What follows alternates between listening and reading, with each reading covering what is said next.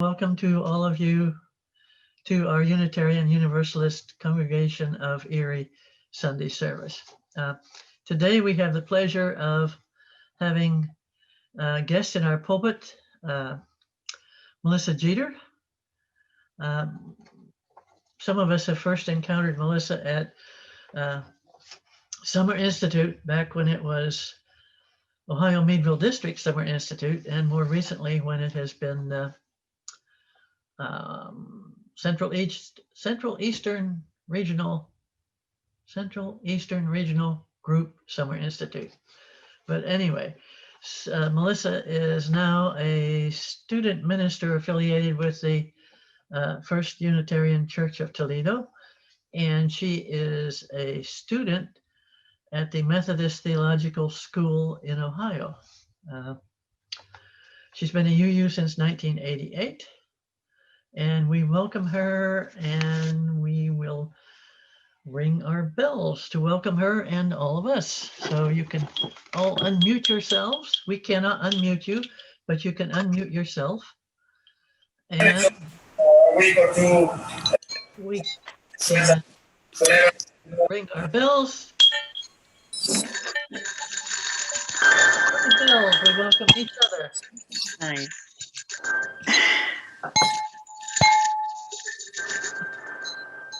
I love that.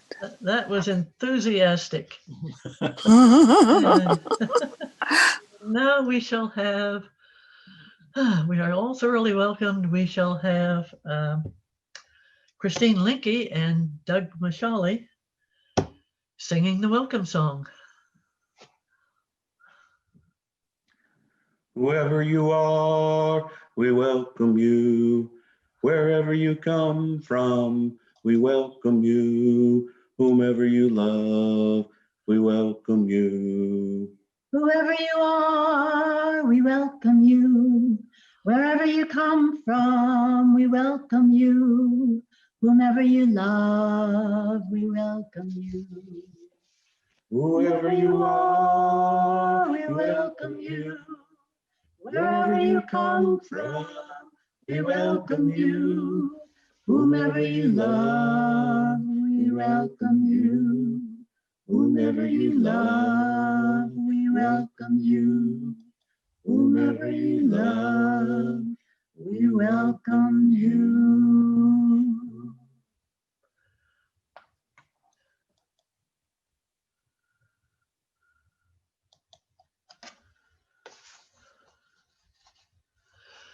And Melissa will give us another welcome with her opening words and image. I have these opening words for this morning. Grace desired. In this anxious time of waiting, let us reflect on our capacity to feel with those who suffer. Let us imagine hands reaching out into empty space. Where is our beloved community? Where are those who will take us in? Where are those who will help us heal? Spirit of life and love, allow our egos to sink. In exchange for the rising understanding of grace. Break us open to the grace of unconditional love. Show us the ways we can connect. Allow our compassion to flow like water.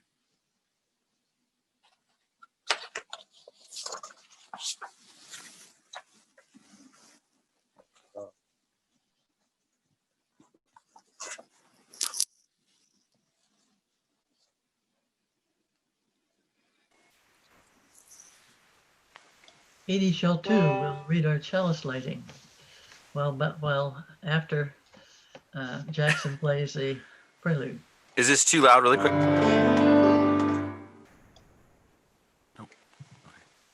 Okay. Do you want me to do the chalice lighting first, Dixie?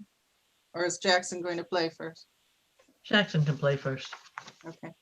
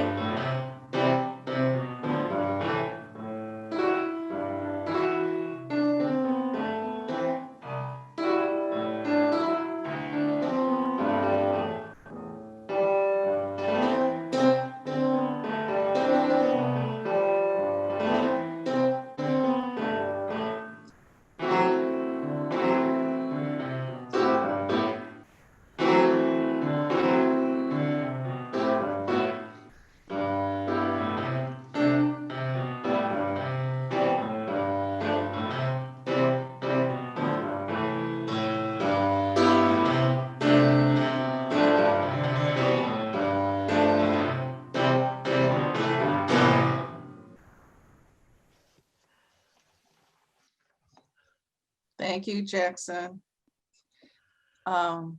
Before I light the chalice, I want to thank Diane and Sarah for leading us in this project of making our own chalices. It was fun to do, and I'm sure everyone enjoys having their own chalice. This is my chalice, which I made, and I'm happy to use it this morning. These are the words I will share with you. We light these chalices for each other and for the world as we enter this room and time of light and love.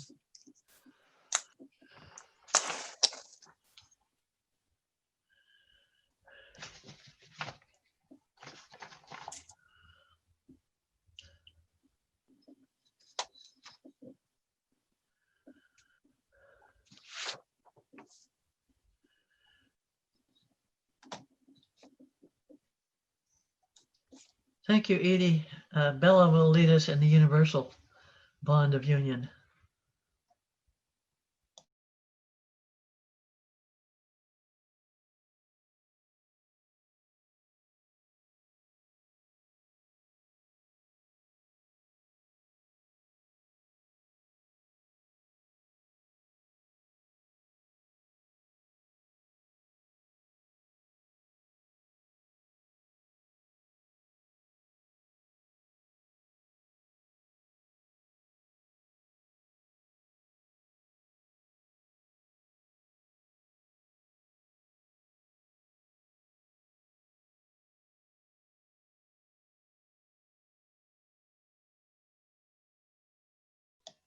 Nancy, we didn't have audio on that.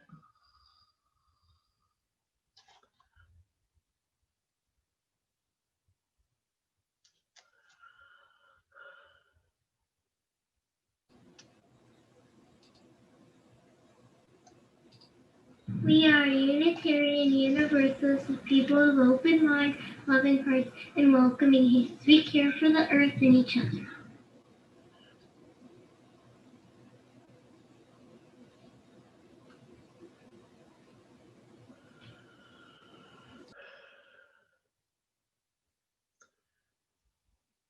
And Sarah Simkovich will lead us in the 1898 bond of union. We unite ourselves together for the study and practice of morality and religion as interpreted by the growing thought and noblest lives of humanity, believing that we may thereby prove helpful one to another and promote the cause of truth, righteousness, and love in the world. Thank you, Sarah. And we go back to Melissa Jeter, live and in person.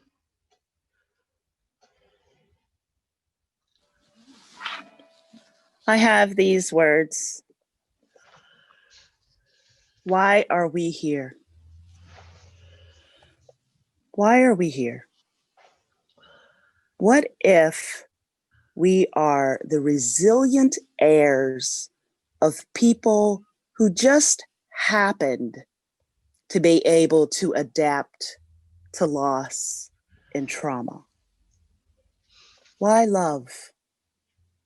What if we just haven't used our quiet eyes, as Howard Thurman suggests, to see our intergenerational inheritance in this biosystem of life? Why remember? What if it is only by happening to be alive now in this place that we are to receive the blessings and curses of our forebears? Why serve? What if we did not earn it? What if we did not merit it? What is it we deserve?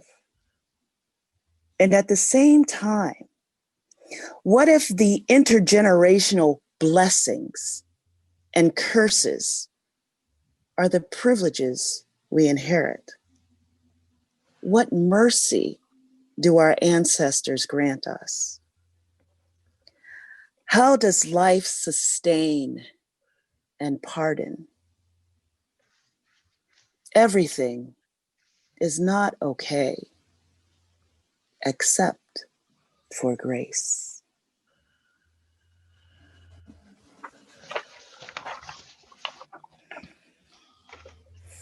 Now, let us wrestle with the present choice to love.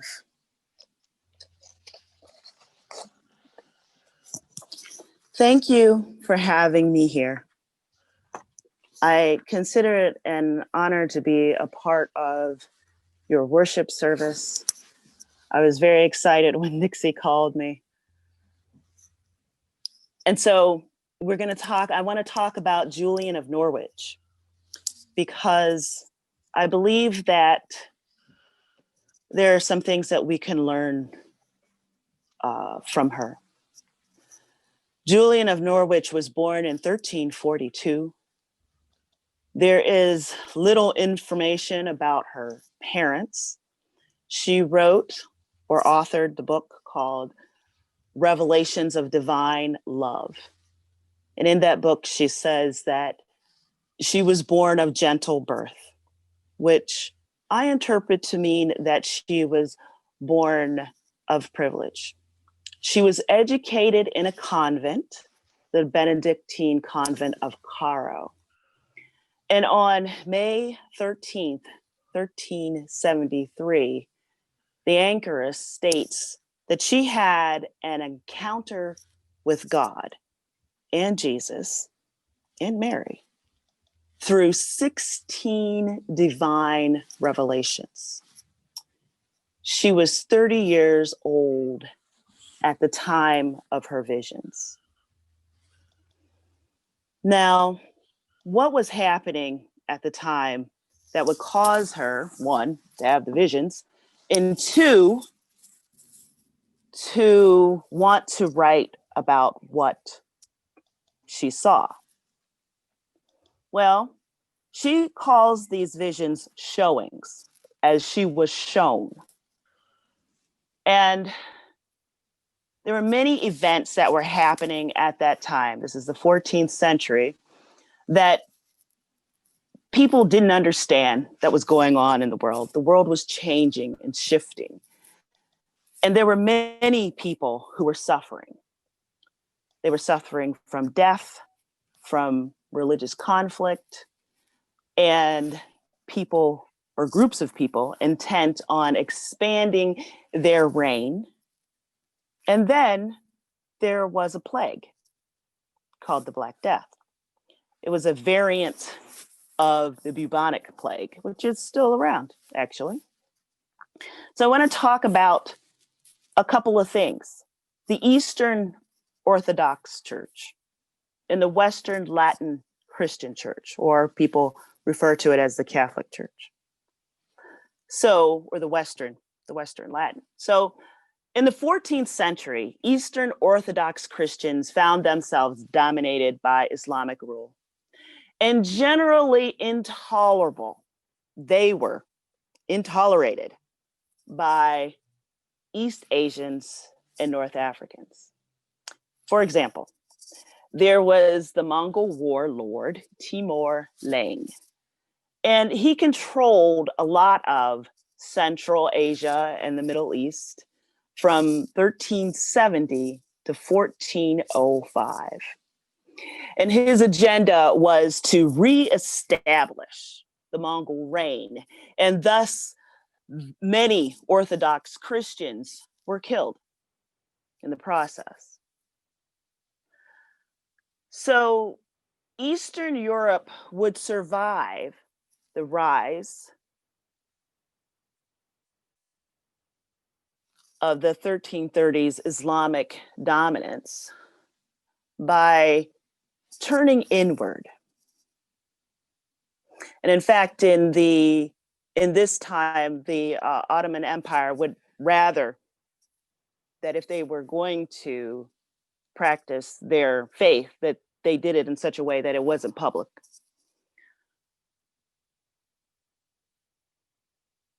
For the Western Latin Christian Church, the 14th century, it's in decline because of the Crusades.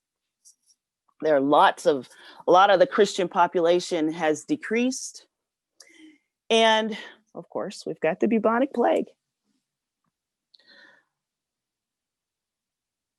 And it was traveling from Asia Minor toward Europe. And the European economy at the time was down. So there was less food to eat.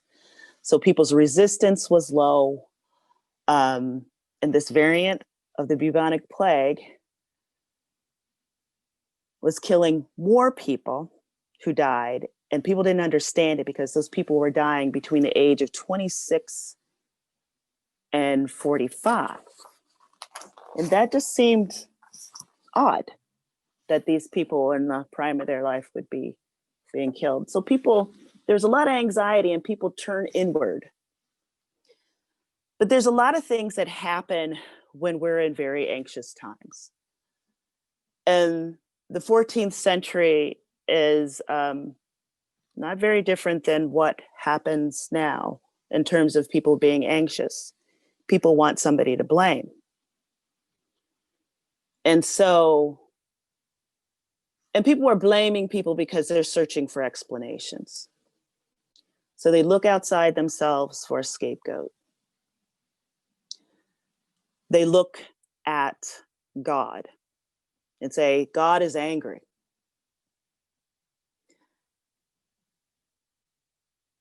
They also looked at Jewish people. And so there were a lot of people who were anti-Semitic at the time too. There was a rise in anti-Semitism, unfortunately. But there was also this rise in mystical themes that happened. There were people who were really into, it was a culture of the passion devotion, culture of passion devotion, where people were looking at Jesus. And this passion devotion is where some of that anti-Semiticism comes from. So in Eastern Europe, the Eastern European Christian Church, the Orthodox Church, would survive the Islamic dominance, as I said earlier, because they turned inward to connect. This is something that's different from the Western Latin Church, which makes Julian of Norwich specifically unique. Because in the Western Latin Church, you were supposed to have an intercessor if you talk to God. I mean, there were crusades that were run about these differences in terms of worship. But this introspection is what I'm looking at, which is what I'm looking at. There were all these internal concerns within the Western Church. First, there's also the Protestant Reformation that's happening, and people are upset about that. But people are looking for a more mystical way to relate to God, to find their spirituality. And so with the Western Latin Church, they turn to Mary and Jesus for devotions. And this is where some of Julian of Norwich's showings in the 16 divine revelations that she has show up when she is, as she says, shown what Jesus felt in his passion.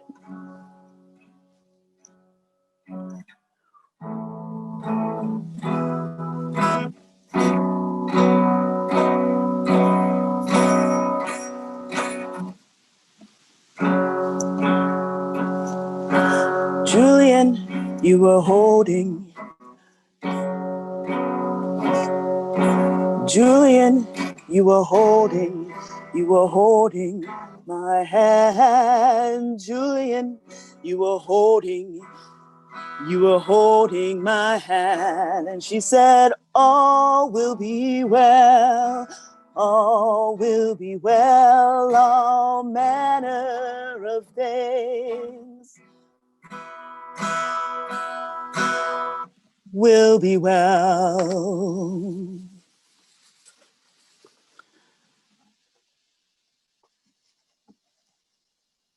Julian of Norwich is a Christian mystic, which is a little bit different.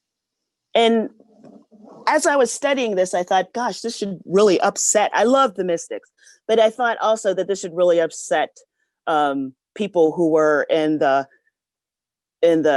Catholic Church, because how could she be this mystic where she's having her own revelations of God and Jesus and the Passion by herself? I view her with this theme of empathy. If we think about all the people who are suffering now during this pandemic, and we have coronavirus, and many of us are people who would be considered to be privileged. And she asks for 3 graces. She requests it. And because she requests these 3 graces, I think she must have been very empathetic. Now, I know all of my professors have said, be careful, don't apply, the past, that history from the past to right now. It's what was then, what is now. So that's kind of challenging for me, because I want to go into neurological studies and think about what was her brain like and what was she doing and how did she have this? Well, she got sick. She gets sick, and that sickness, that illness that she says she asks for that illness. And that's when she has these showings. So she's asking, her request is granted. And she says Jesus visited her and showed her his passion. And thus Julian is able to suffer with,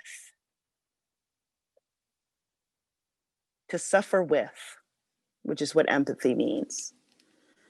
And not only does she suffer with what happened to Jesus in her revelations, she also shares this in this book that she authors called The Divine Revelations. And she's suffering with, and she is suffering with while other people are suffering and are anxious. In the anxious times, people are likely to scapegoat. I've already said that. People will say that God is angry. That's why this has happened. And Julian in her first vision says she saw no wrath in God. She says God was homely and courteous, meaning that God was close to human beings. And from her third showing, and this is where we get the quote, she learns all will be well, or to hope that all will be well. And so this is very different from what we do as Unitarians. But she says she learns that the meaning then, and this is what also Karen Armstrong talks about in her book. She's got a new book called The Lost Art of Reading Scripture, where she talks about the Trinity, and that this was something that people were supposed to contemplate, that it wasn't meant to be understood literally or scientifically, but that what the meaning of it was, what she came to, her conclusion from her visions and suffering, her empathy, was that love was the meaning. And she goes on and talks about the suffering that Mary went through as well. 16 different divine revelations. And what she demonstrates is that all will be well, and that love is the meaning of all of the suffering. Her approach is personal, and it's different from a lot of other mystics who were women, in the sense that she is showing herself as being humble to say that anybody could be empathetic like this. Anybody could have these kinds of showings. Anybody could have this kind of education or learning. And she constantly said that what she was telling people was not against what the church told everyone, because people were already scared and worried, and there were the crusades that happened, and people could be killed for the way they practiced their faith.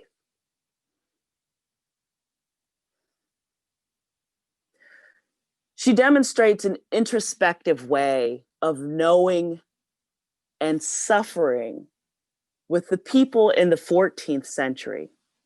She provides an example of the way people in the 21st century could learn to empathize with people and find hope.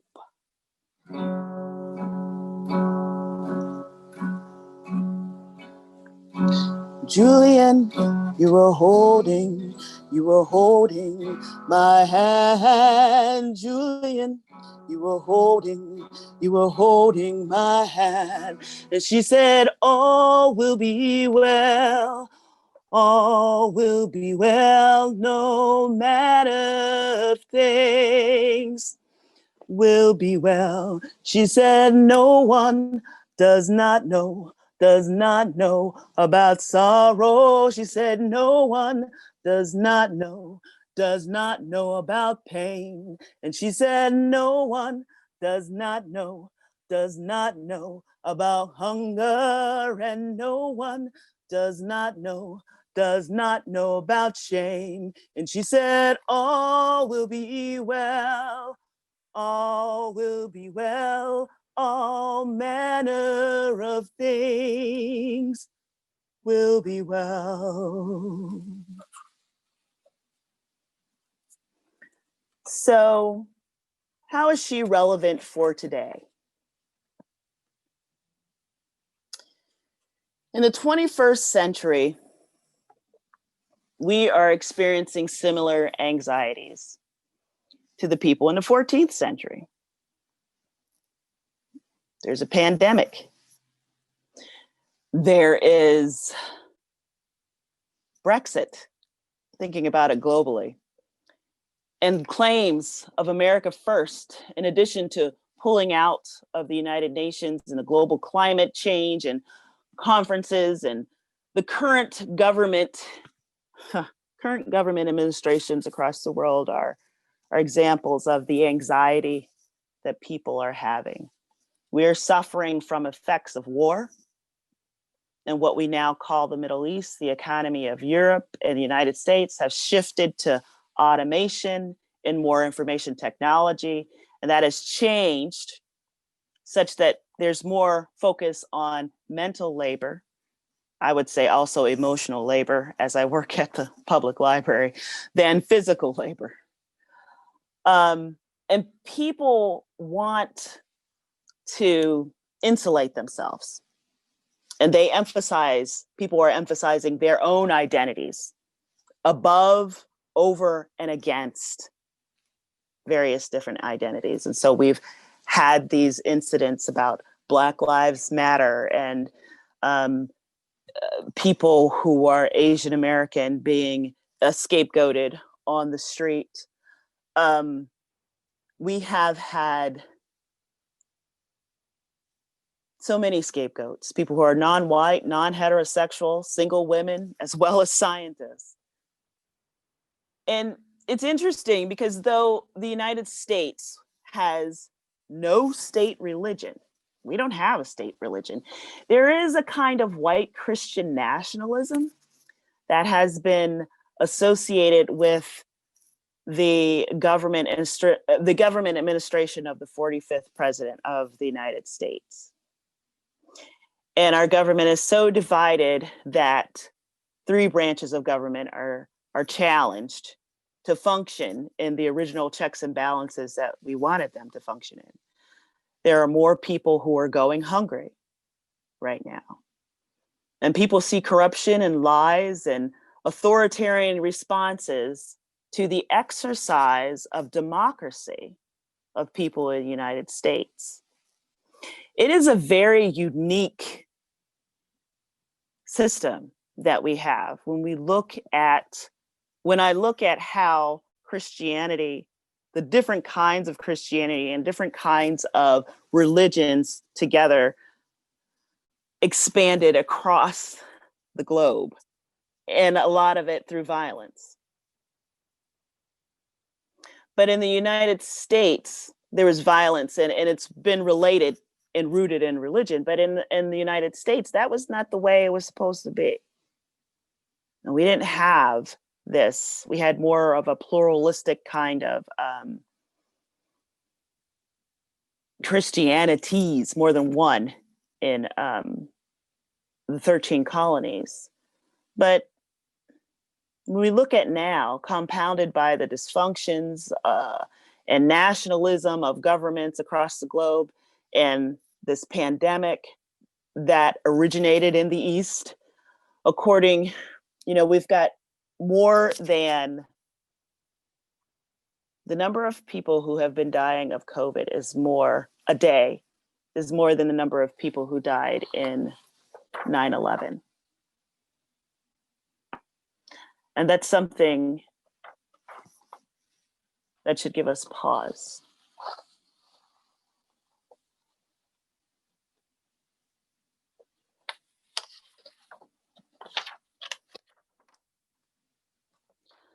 Julian, you were holy, you were holding my hand. And I said, Julian, you were holy, and you were holding my hand. And she said, all will be well, all will be well, all manner of things will be well. She said, no one does not know about loneliness, and no one does not know about disease. And she said, no one does not know about cruelty, and no one does not know. It's too much. It kind of brings you to your knees when you think of all the people who are suffering. So what I want to emphasize, as we are also looking for answers, is empathy. I think she was a great example of someone who is empathetic. There are folks who maybe have not been out in different marches with masks, but we see the suffering in the world and are very introspective, and so much so that we take in the suffering.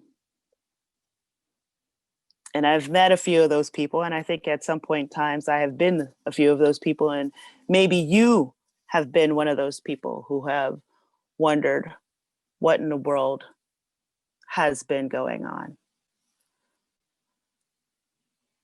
We've been forced through social media to see the death of George Floyd, the 8 minutes and 46 seconds, where a police officer looked right in the camera and had his knee on the neck of a man who eventually we saw dying and cried out to his mother. We saw his passion. The interesting element about Julian of Norwich that I hope is not forgotten is that she was of gentle birth. She was not among the poor, but she asked to suffer with because she wanted to understand. Does no one not know about cruelty and suffering? And empathy is a fact of neuroscience, to get into what I want to say. And that fact, however, does not change that people think it is not possible to suffer with people who are underprivileged. But to compassionately empathize with people requires us to turn inward. And we've got such a great opportunity to do that now. Love, the big L love that I always say, big L, agape, in action, is also about compassionate empathy. An action that takes into account refraining from acting on the long-held, strong ideas that cause such suffering. Divine love is about living for something larger than yourself. So be it.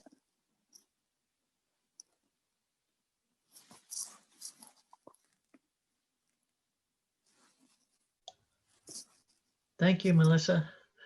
Christine LInkie will lead us in joys and concerns.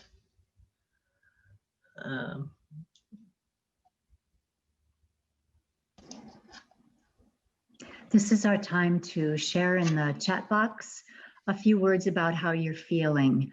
It can be something that is either a joy or a sorrow for you, or just to express what's going on with you this week. And just a gentle reminder that we don't respond to anyone's posts, that this is our time to bear witness. And afterwards, I'll give a brief summary of what we all put in there.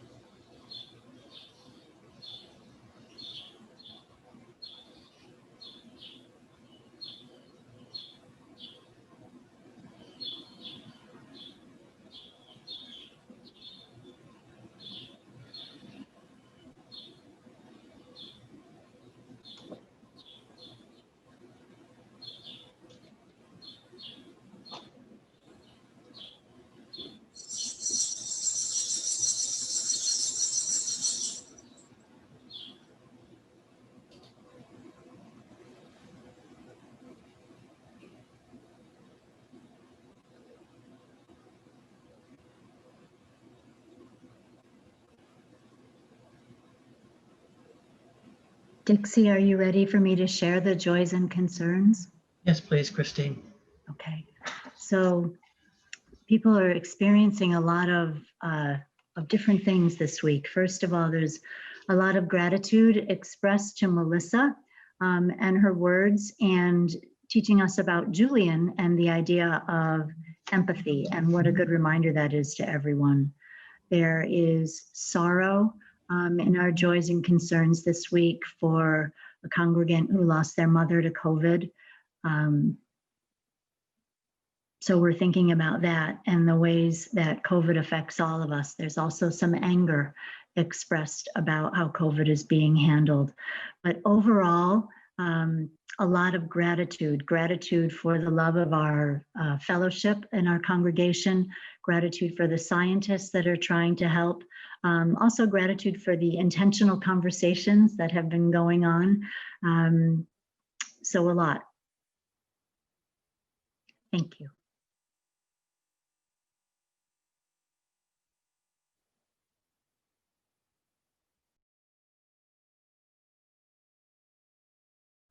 And back to Melissa for a moment of meditation, contemplation, and prayer.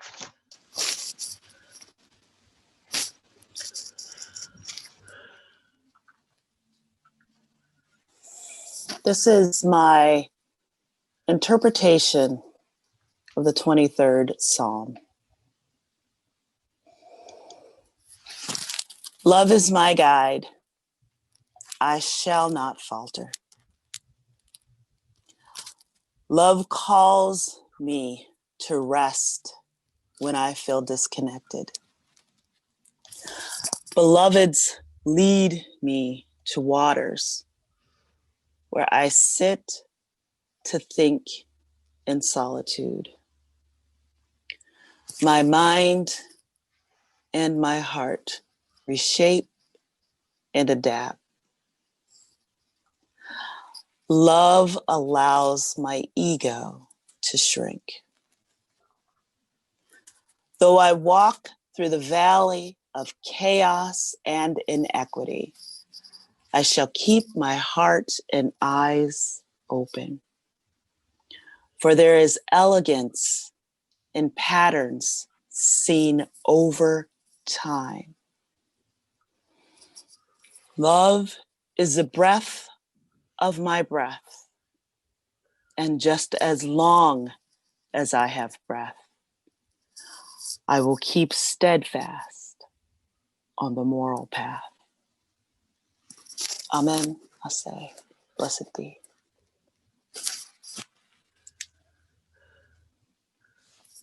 And our closing words, Melissa. Our closing words. Grace received.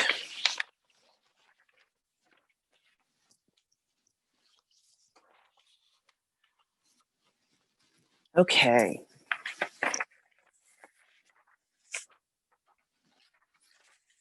Grace received. In this anxious time of waiting, we feel those who suffer. We answer the hand reaching out to us in new ways. We are beloved community. We are becoming the people who will always embrace the many. We are becoming the people who help each other heal. For we know love is a circle with no bounds. All are embraced by this grace.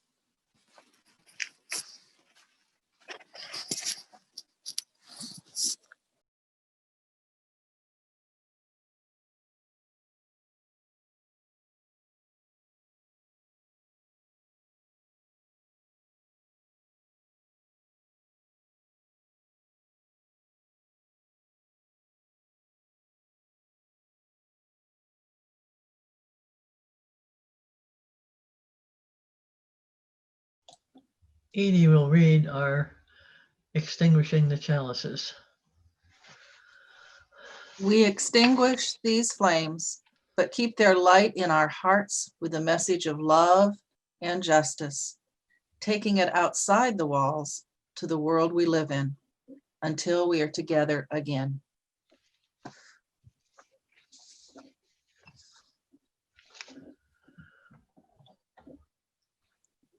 And Jackson's postlude. Just before I play, I just wanted to make sure that everyone knew that. First of all, it's probably because I turned my music in a little bit late, but this is not by Bartok. I can't remember the composer's name, but you can type in Cass's theme if you're interested in knowing who it is. But I just don't want you to be overwhelmed by the un-Bartokness of it.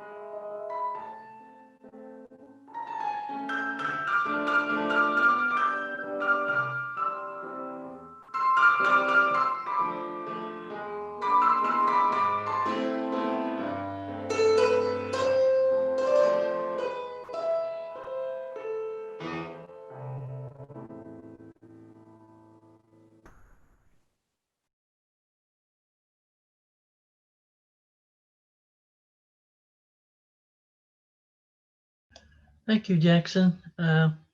Christine will read our announcements. I will? Oh, okay. I'm happy to. Let's see. The first one is from me, actually. To please everybody send me pictures for the Christmas Eve service. Pictures of you all standing in your home, doing nothing, just being yourself, or dressed as Santa. That would be great. Walking in the snow, playing, doing something festive. That's the first one. And then the next announcement comes from Julie. Julie says that on December 10th, the Board of Trustees voted that our UUCE building will remain closed until April 1st. And this decision was made because of the recent changes in the number of COVID-19 cases. They also took into account the opinions of other people. So our building is closed for right now. I'm just scanning the rest of Julie's.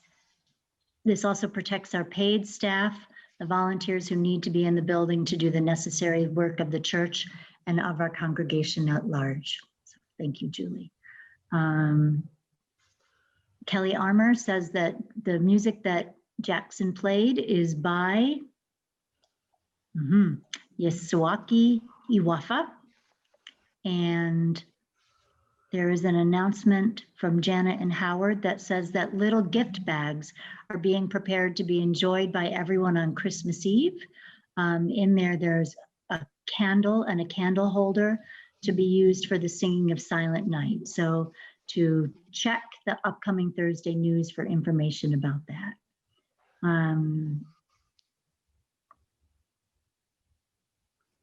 If you have any questions, there's also a question about the sending the pictures. My phone number is in the chat box. Please feel free to give me a call if you want to know about that. Thanks, Dixie. Dixie, can I make one more announcement? Because Sure. I'm not a very fast typer. Mary Desmond is looking for pictures of John Daly King. If anybody has any, please get in touch with Mary. Thank you. Okay, thank you. Thank you so much. So many people. We should have the final slide of credits, and there are even more credits that need to be spoken. I want to give my thanks to Edie Sheltu and Sarah Simkovich, Nancy Lurai, Diane, Guthrie, Bella for doing the Universal Bond of Union, Michelle Page for making an announcement and also providing some background music for announcements, Christine LInkie twice, and Doug Jackson, and Meg Barnhouse for letting us use her music. And a really big thank you to Melissa Cheeger for providing us with a thoughtful and much needed Sunday service in this time.